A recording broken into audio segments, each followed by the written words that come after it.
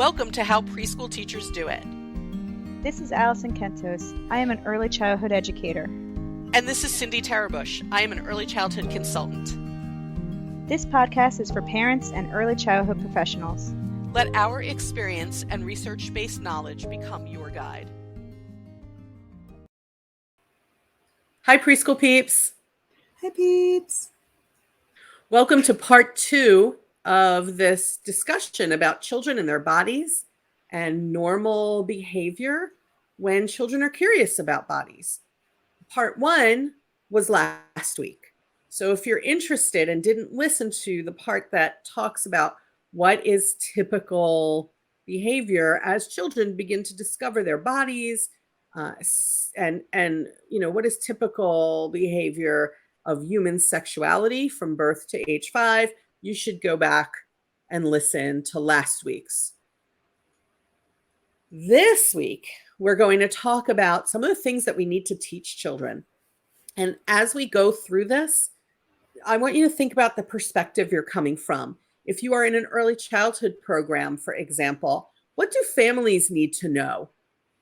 And what permissions might you need from families?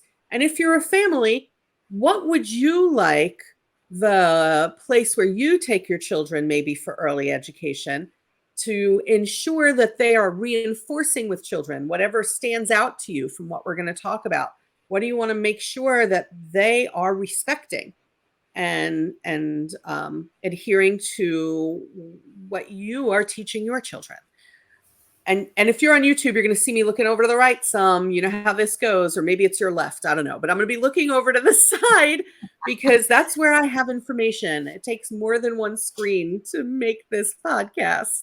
So, most people are listening, you won't know, but if you're on YouTube, you will see it. And so let's start out with what I think is just the most important thing, one of the most important things that we can teach young children. And that is that their body is their own, that other people do not have the right to touch it without their permission, and that they have the right to say no if anyone is going to touch them and they don't want them to. Yeah, I think that no part is very important. Yeah. Because they have the right. They have the right to say no for anything, but especially for that. And I've seen teachers tell children like, oh no, you're not allowed to say no. No, you're allowed to say no for anything. That's your choice.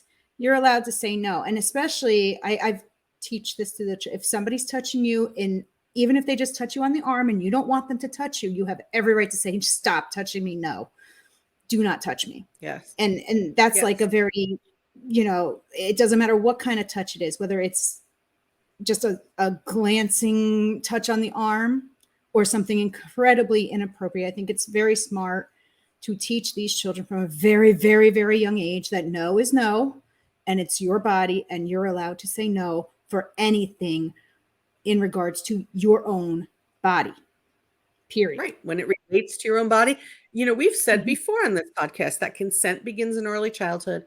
They need to learn that they have autonomy over their own bodies, and that in that regard, they are allowed to say, no, I don't want that. We also have, an age-old episode about not forcing children to hug and kiss people. That goes along with this. So you can look back. I know that there are people who look back in this podcast for old episodes. Look back for that one, because we should not be forcing children to hug and kiss anybody. That flies against the advice of teach children they have autonomy over their own bodies and can say no. And, if Aunt Tilly isn't going to like it, Aunt Tilly can get over it. Right. I was just going to say, this includes your own relatives. Your own relatives should not be hugging you if you do not want them hugging. And I feel like that's still encouraged, especially with older generations. Oh, come on, give grandma a hug. Well, I don't want to give grandma a hug, okay? But that, I think the older generations, that's a thing. I think now a lot of us kind of know better. But even if it's your own relative, you have the right to say no. You have to teach people to say to these children, can I have a hug? You can offer affection, but you should never be forcing physical affection on children, because then they don't understand that boundary of what is good and what is not good. So we don't want to force it. And teach grandma and grandpa it's not meant to be a personal insult when children don't want to hug you. They are exercising power over their own bodies, and that's a good thing, and it will serve them well in the future. Yeah. And then teach them to say to the children, can I have a hug, or would you like a hug? Yeah. Which is the same thing we should be doing in early childhood settings. So often when I say to people, well, how would you handle this situation? They would say, I'd give the child a hug. And I have to say, only if they want it. I'm always adding the only if they want it. You have to ask them if they want the hug. Right. So, and I do think a lot of teachers still think like, oh, come here, I'll give you a hug. It'll be all, or sit on my lap. It'll be all better. And it's very much like, hi, I see that you're upset. Would you like a hug? Would that help you feel better? Is usually what I say. Because sometimes, they say yeah to a hug, but it still might not make them feel better. They have to learn what makes them feel better too, I think too. Like, yes. And for some people, they need to be left alone. But like, I think we're getting better at asking rather than just forcing. But it's still out there. I hope so. I hope that was a generational thing that's going the way of. It's definitely a generational thing. Yes, but many things that were not so great. Yes. Marched off there, that they're forced to kiss people and hug people. Yeah. We also need to intentionally explain to children the difference between safe and unsafe touching. Children need to know that safe touching is something they want, something that makes them feel safe, something that's comforting to them, that makes them feel good and better. That's a safe touch. An unsafe touch feels uncomfortable. Maybe it hurts physically. You don't want it. You definitely don't want anything forced on you. That's an unsafe touch. Unsafe touches are touches that include private areas of your body. And we need to let children know that too, that anyone who's going to attempt to touch a private area of their body, that's not good. That's an unsafe touch. And we don't want that. And we should say no to that. Yeah. And I think these terms saying safe and unsafe, much, much, much better than saying good touches and bad touches. Because I think that's the old school way of, oh, that's a good touch. That's a bad touch. Right. Because I don't think we ever want to give those words to these kind of touches that, because sometimes, like I said, even if they're touching you on the arm, if you're uncomfortable with that, that's an unsafe touch. Even though other people are like, yeah, but it's just touching the arm. That's a good touch. Like, no. If you don't want to be touched, it's still not good. It's unsafe for you, So I think those terms make it a little, because also good and bad, like I feel like judgment there, like what is good and what is bad. And the range of what people might think is good is different than what other people might think. So saying it's safe or unsafe, I think kind of makes it more concrete of like, that's safe, that's not safe. I also think good is a complicated word for young children. They're always told to be good, have good behavior. They're told when things are good for them. You take them to the pediatrician. Certainly it's painful to get a vaccine. People tell them, oh, you have to get the vaccine because it's good for you. Yeah. And I think teaching children safe versus unsafe makes it less confusing. Because if someone were to say to them who was touching them inappropriately was to say to them that it's good for them, well, in a very young child's mind, they could relate that to the vaccines that hurt, that everyone told them was good for them. That's true. So that's true. I do think that the word good is super complicated when we use it with young children, because there are things, like I said, there are things they have to do that maybe don't feel so great that are good for them. So we don't want to confuse that. I agree with Alison that safe and unsafe are the words to use. This is a safe touch. This is an unsafe touch. And let's say there are children in a class or siblings, and one of them touches the other, and the person who gets touched looks at them and says, no, don't touch me.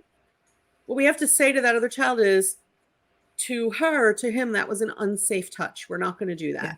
And we keep using those words, safe or unsafe. Yeah. Right. Whenever you get the chance to, I think, so that they learn that these are the words that apply to my body. Is it safe or is it unsafe? That'll serve them well as they get older too. And I feel like we do that anyway, right? Like when they're on the playground and they're doing something that's unsafe, we say that's an unsafe thing to do on the playground. That's an unsafe thing. You might get hurt. Like they know what that means in those terms. So I think using those words for touches, I think is the smart thing to do. We're already using those words just in a different context. So it's not that they don't know what they mean. Yeah. Yeah, you're right. They pretty much know what they Yeah. mean. Or they learn pretty quickly as or they learn. older. They'll learn really quick. Yeah. Yeah. Yeah. And we have to emphasize with the children that no adult and no older child has the right to touch their private areas, the private areas of their bodies. This is something we need to intentionally teach them. What areas of my body are private, and what areas are, I don't know, what's the word? Not public, less private? Which areas of my body are private? They need to know that. Yeah. And they need to know that includes when we say no adult and no older child has the right to touch certain areas of your body, they have to know that includes family, unfortunately. Yeah.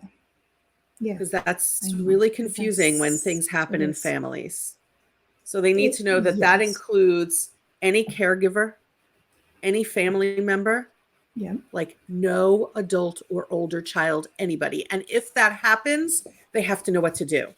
They have to know if that happens or anybody attempts that they must go right to you and tell you. Mm-hmm. Yes. And you have to tell them, like, I want to know if that ever happens, especially now I'm speaking to the families out there, the parents. They have to know that they need to go to you and tell you if anyone touches them in a way that feels unsafe or is part of their private parts of their body, that you will not get angry at them, that they will not be punished, and that they need to go to you and tell you so that you can help them. And you have to tell the children, specifically tell the children, I won't be mad. I won't be upset. I won't get angry. I need to know so I can help you. Yes. Yes. Even if the person doing that to you is telling you things like, oh, keep it a secret. Your mom doesn't need to know, or you'll be in trouble. Like, no matter what, you need to establish this trust between you and your child that, like, just because that person said, don't tell mommy or don't tell daddy, I'm your mommy and I'm never going to be mad at you for telling me anything. I'd rather you say the truth and tell me honestly what's going on, no matter what that person said to you, And I think that's where, like, establishing this trust between you and your children very, very early on comes in, because, like, I mean, we say this on here all the time. Like, I want that in childhood so that when they're adults, when they're teenagers, that they feel comfortable coming to me. I want them to feel comfortable at age 2, 3, 4, 5, 6. If something bad is happening to them, I want them to tell me right away. And I'm not, but then I have to do it. If I say I'm not going to get mad, I then can't get mad. That's right. And because once you do, they're going to be like, well, she lied, so I'm never going to tell her anything ever again. And they're going to hide. You have to do what you say you're going to do. If you say, I'm just going to help you. Yeah, that's what you have to do. You have to help them. And you're going to be mad at the situation, but just try not to show that anger in front of the child. Right. Here's someone that I find that adults sometimes have a hard time wrapping their heads around. One of the things we have to teach children is that they don't blindly follow all adults. They don't blindly obey whatever an adult tells them. And you can use an example like, it's wrong for a grown-up to tell you to steal something from the store. It's wrong for a grown-up to touch you in a way that's unsafe. Right. And so you can tell them no, and then you come tell me. Yes. They sort of need permission to not obey adults, because we teach them all the time, right? When you're home, listen to your family, listen to us. And then we say to them, when you go to school, make sure you listen to your teachers, do what your teachers tell you to do. And the impression young children get is, well, if adults tell me to do something, then I should be doing it, because otherwise I'm going to get in some kind of trouble. So we need them to know that they don't have to blindly follow everybody for everything, that there are certain things that it's not okay for grown-ups to tell you or do to you. Yeah. And I think that that's hard to learn, right? Because you're right. Like you send your child to school and you're like, okay, listen to your teacher. But then what if that teacher is the one doing something inappropriate? And you're sitting there as a child, Right. like, well, my mommy told me to do what my teacher said. And you know, like, so you have to really teach them, like, yeah, just because somebody tells you, it doesn't matter who it is, doesn't matter who's telling you. If they say do this and you don't feel comfortable doing it, you're allowed to say no. You know, like, I think we have to differentiate for them. What are yeah. typical rules that someone asks or commands that someone might give you? And what are the things that you don't have to obey? You don't have to lie. You don't have to steal. Mhm. You don't have to hide things from mommy and daddy or Right. whoever's raising Right. you, right? You don't have to hide Right. things from our family. So here are the things you don't have to do. You don't have to steal if someone tells you to take something that isn't yours. You don't have to lie to us ever. Mhm. Yeah. You don't have to keep things from us, and you don't have to let people touch you in a way that doesn't feel good, and you don't get into anybody else's car. You don't take Mhm. candy from anybody else. Like, you have to be really specific. Yes. You know, if the teacher is having a birthday party, then you can eat that food, but we're not going to take food from strangers. Yes. You know, that we have to be super specific about who. So as you're teaching your children these things, and as you may be teaching them these social emotional lessons in early childhood settings, we have to really think about what we're saying. You know, think about the way you're phrasing it, because we don't Yeah. want children to be afraid to take things from their teachers, It's true. like birthday treats Birthday treats or at this. cookies or yeah. You know, Right. You know, yeah. so we have to be very, very intentional in how we phrase it. And whatever Yeah. situation the children that you're raising or work with are in, think about that intentionality. When should children learn that they don't have to do what someone else tells them to do? And you know, there are books out there, folks, children's books about bodies and safety. And you can make them just part of, you know, reading to children, whatever your routine Mhm. is for reading to children. Yeah. There's a book called It's My Body, and there's another book called I Can Play It Safe. You can check those out and see if they're age appropriate for your children. In an early childhood setting, I would make families aware that we're reading books like this and why. Yeah. I don't know that I would do it without informing families. And in fact, when you talk about, you know, when you have meetings like at the start of a school year and you're talking about curriculum and the things we do, you can teach families. One of the things that we try to do for your children is to teach them about personal safety. And that includes more than hold on to the railing on the stairs. It includes Yeah. having autonomy and independence over their own bodies, and learning to say no to unsafe touches, and give families information about things Mhm. like using words like safe and unsafe, about, you know, talking to their children about the fact that if ever they feel uncomfortable with how someone has touched them, that they should come to them and they're not going to get angry. I think families need this information. They want their children to know this, and sometimes you can feel very uncomfortable approaching it or not know if it's age appropriate. And I think if you're working with young children, you pretty much have a handle on what's age appropriate and can answer families' questions. So I hope that you will do that. Here's another thing for both home and school. Please make sure your environment has no hidden areas where children or people could hide and not be seen. This Mhm. means no, and people are going to, you know, this means no building tents that children go into and you can't see them, no closets they can get into, no other structures that children can go in and I can't see you. I worked in a place where we had on the playground, you know, those structures that look like houses Yeah. so that they could Yeah. play in them. We removed the doors. We took Yeah. all the doors off those structures so that when the children went in, adults could still position themselves to see the children. When they have doors, it's much harder and children love to open and close doors. Oh So when yeah. they would close those doors, we couldn't, they were not within our sight and sound. That's a Yeah. benchmark in early education. Children need to be within your sight and sound. So one of the first things I did in that workplace was say all the doors and window shutters that close the children off from us have to be taken off these structures. And if these structures then are no longer sound, we can't have them. But they were, because they were built for Yeah. playgrounds. Built They for weren't that. built for Yeah. home. Yeah. You know. Yeah. The tents, though, I think about, children building forts and children building tents, and they love to do that, but it has to be done in a way that you can see them. Yeah. That's hard because I remember building tents when I was a kid in my living room against my couch. We used to have a lot of fun doing that. So it's like we did too. That's a hard one. And I think like maybe it was a different world, folks. It was a different world. I don't want them to be able to, if you're in a situation where potentially children, I'm not talking about even necessarily your own children. Like, what if someone comes over and does something that makes your child uncomfortable while they're in the tent? And I'm not saying that it's intentionally sexual or anything, but just some touch that makes your child uncomfortable. We don't want your child to be in a situation where they can't be seen. Right. So we all have to think about that building of the forts and building of the tents. Yeah. Yeah. I think that's true.